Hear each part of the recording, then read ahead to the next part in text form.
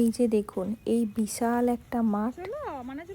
আজকাল আমার প্রতিদিনে দুপুরের কাজ হলো এই মাঠটার চারিদিকে কমসে কম 3 থেকে 4 রাউন্ড ঘুরে বেড়ানো।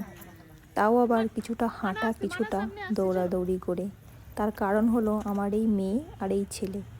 আমার মেয়ে সাইকেল নিয়ে এই মাঠের চারদিকে ঘুরতে থাকে, আর আমার ছেলে বল নিয়ে কখনো কখনো এমনি এমনি দিদির সাইকেলের পিছনে দৌড়াতে থাকে।